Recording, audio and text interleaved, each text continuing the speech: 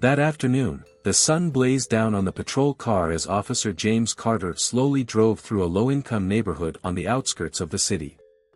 The oppressive heat outside was kept at bay by the hum of the car's air conditioning. James's eyes scanned the rundown houses and overgrown yards, staying alert for anything unusual. Beside him, his longtime partner, Sarah Mitchell, sipped water from a bottle, trying to fend off the heat. "Too quiet out here," Sarah remarked, her gaze distant. James nodded slightly, his eyes fixed on the streets ahead. "Yeah. It's usually a bad sign when it's this quiet." The car rolled along for a few more minutes before the silence was shattered by a sudden call on the radio. A dispatcher's voice came through. "All units near Oakwood, we have a 911 call requiring immediate investigation." A young boy's voice was heard faintly saying, "Help me," before the line went dead. Location based on cell tower ping, 1542, Sycamore Street. James and Sarah exchanged a look. The address was only a few blocks away. 1542 Sycamore, Sarah repeated, quickly pulling up the location on the GPS. "It's close. Let's go." "This is Unit 247, James responded over the radio. "We're en route, ETA 3 minutes.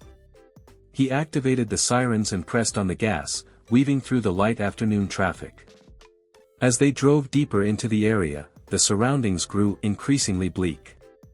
Abandoned cars lined the streets, their rusting frames a testament to years of neglect. Lawns were overgrown with weeds, and trash was piled up on sidewalks. Houses looked as though they hadn't been maintained in decades. "This place gives me the creeps," Sarah murmured, her hand resting on her holstered gun. James said nothing, his face hardening with focus. "Be ready. Something feels off." They pulled up in front of the address. The house at 1542, Sycamore Street looked like something out of a nightmare. Peeling paint revealed rotting wood beneath. Many windows were boarded up, while others were shattered. The front porch sagged dangerously, its steps warped and broken. "Jesus," Sarah whispered, her eyes sweeping over the scene. James stepped out of the car cautiously, his hand instinctively near his sidearm. "Stay sharp. Could be squatters. Or worse." The two approached the door. James knocked firmly on the worn wood. "Police. Is anyone home? We received a call for help." Silence. James strained his ears for any sound but was met with nothing except the faint rustling of leaves in the breeze. Sarah tried again, raising her voice. "Police. If anyone's inside, come to the door now." Still no response. The quiet was suffocating, thick with tension. "We need to get inside," James said firmly. The door was locked, but with Sarah's help, James forced it open with a few powerful kicks. A foul stench immediately hit them, so overwhelming that they both covered their noses. Stepping inside, they illuminated the dark space with their flashlights. The house was a disaster. The kitchen was unrecognizable, with filthy countertops buried under piles of garbage.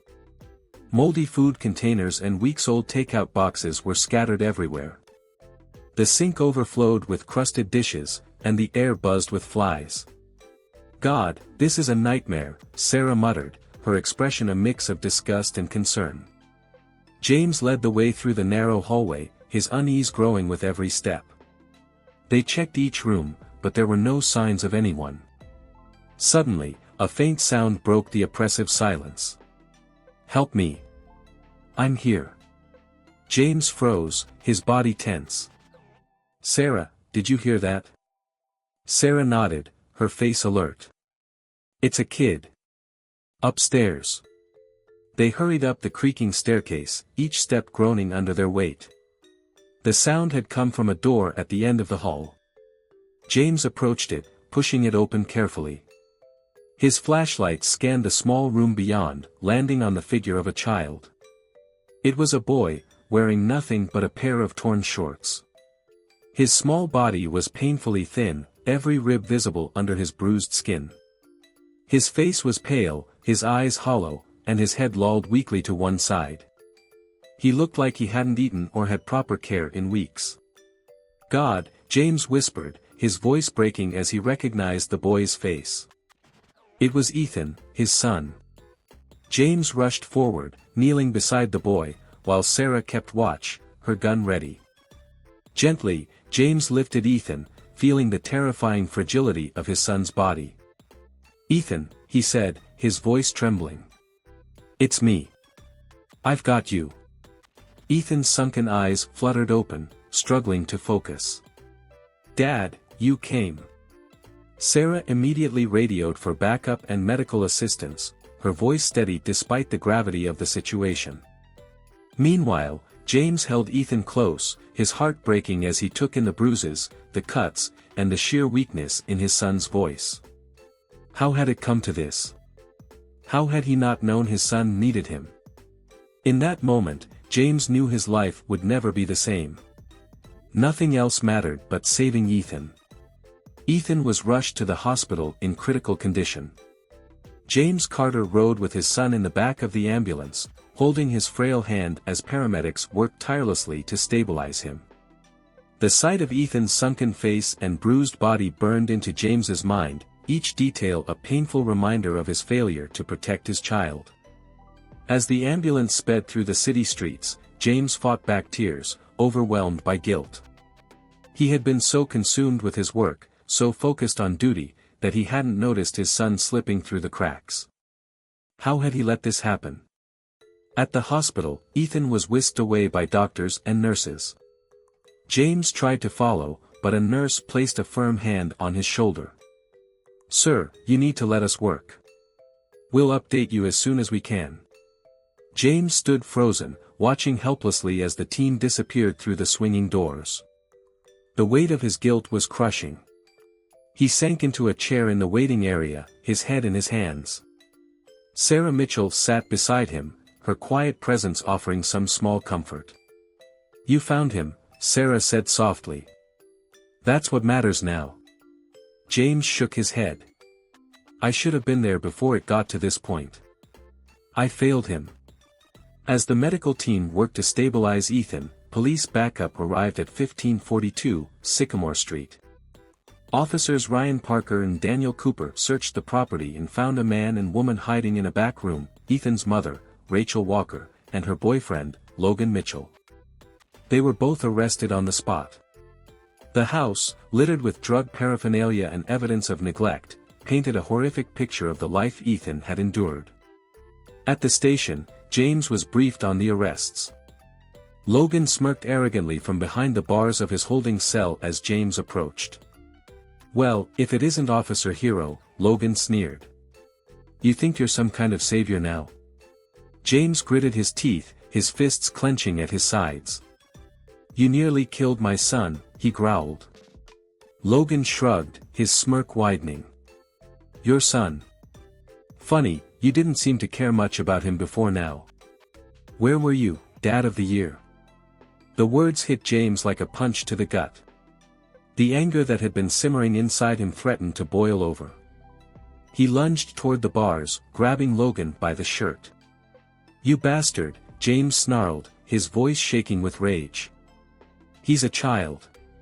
My child. And you left him to rot." Before things could escalate further, Officer Mark Bennett and Sarah intervened, pulling James back. "This isn't helping," Sarah said firmly. "Think about Ethan." Logan laughed cruelly as James stepped back, his chest heaving. "Yeah, think about him, Dad. Maybe if you'd been a better father, none of this would have happened." James stormed out of the holding area, his emotions a storm of guilt, fury, and despair. He couldn't deny the truth in Logan's words. He hadn't been there for Ethan when it mattered most, and now his son had paid the price. Back at the hospital, James returned to Ethan's bedside. The boy lay in a hospital bed, hooked up to IVs and monitors. His tiny frame seemed even smaller against the sterile white sheets. James sat down and took Ethan's hand gently in his own. "Dad?" Ethan's voice was weak, barely a whisper. There was a note of fear in it that broke James's heart. "I'm here, buddy," James said softly. "I'm not going anywhere." Tears welled up in Ethan's eyes. "I missed you, Dad." James swallowed hard, his own tears threatening to fall. "I missed you too. And I'm so sorry, Ethan. I should have been there for you. I promise I'll never leave you again." Ethan nodded weakly, a small smile tugging at his lips. "Okay." The days that followed were a whirlwind of medical tests and therapy sessions as Ethan began his slow recovery. James stayed by his side through it all, determined to rebuild the trust he had broken. Chloe stared at it, her hands folded in her lap, her face pale and tight with distress. Around her, other children ate normal lunches, chatting and laughing as if nothing was amiss. "What in the—" Richard's voice caught in his throat as anger surged through him. He strode into the cafeteria, his shoes echoing loudly against the tiled floor. "Chloe," he called, his voice sharp enough to cut through the noise. Heads turned as he made his way to her table. Chloe's head snapped up, her eyes wide with a mixture of relief and fear. "Dad," she whispered, standing quickly and running to him. She wrapped her arms around his waist, burying her face in his shirt. Richard knelt, holding her tightly. "What's going on, baby?" he asked gently, though his voice trembled with barely contained rage. "Who gave you that?" Chloe hesitated, tears welling up in her eyes. "Mrs. Brown," she said quietly. "She said this is what our kind eats." Richard felt like the air had been sucked out of the room. His hands trembled as he looked at the tray again. The deliberate cruelty of the act hit him like a physical blow. The trust he and Lauren had placed in this school, in this teacher, was shattered in an instant. "Come on," he said, standing and taking Chloe's hand. "We're leaving." As they walked toward the exit, Richard noticed several students pulling out their phones, recording the scene. "Good," he thought. "Let there be evidence." Once outside, Richard led Chloe to his car, wrapping her in the emergency blanket he kept in the trunk. "Stay here, sweetheart," he said, his voice firm but kind. "I'm going back inside, but I'll be right where you can see me." Chloe nodded, clutching the blanket tightly. "Is she going to get in trouble?" she asked softly. "Oh, she'll face consequences," Richard replied, his jaw tight. "I promise." With that, he strode back into the building, his anger fueling every step. He headed straight to the principal's office, where the secretary greeted him with a look of surprise. "I need to see Principal Harris immediately," Richard said, his tone leaving no room for argument. The secretary nodded and hurried to fetch the principal. Within moments, Principal Harris appeared, his expression a mixture of confusion and concern. "Mr. Carter, what's going on?" Harris asked. "I need you to take me to Susan Brown's classroom," Richard demanded. "Right now." Though Harris hesitated, the intensity in Richard's eyes made him comply. Together, they walked briskly down the hall and entered Mrs. Brown's classroom. She was standing at her desk, sorting through papers as if nothing had happened. "Mrs. Brown," Richard began, his voice sharp, "I want an explanation for what you served my daughter for lunch today." Susan looked up, her expression calm and unbothered. "I'm sorry, Mr. Carter, but I don't know what you're talking about." "Don't play games with me," Richard snapped, stepping closer. "I saw what you put on her tray, a fried frog. And she told me what you said to her." Susan's smirk faltered for a split second before she regained her composure. "Mr. Carter, I think you're overreacting," she said dismissively. "Perhaps there was a misunderstanding." "There was no misunderstanding," Richard shot back. "What you did is cruel and racist, and I won't stand for it." Before Susan could respond, the sound of footsteps echoed down the hallway. 2 police officers entered the classroom, their presence immediately changing the atmosphere. "Mr. Carter," one officer asked. "We received a call about a possible hate crime." Richard stepped forward, his voice steady but furious. This teacher served my daughter a fried frog for lunch and made racist comments to her. The officers turned to Susan, who quickly adopted an innocent tone. This is absurd, she said. I would never do such a thing. The younger officer, Officer Mitchell, narrowed his eyes. Mr. Carter, is there evidence of this incident?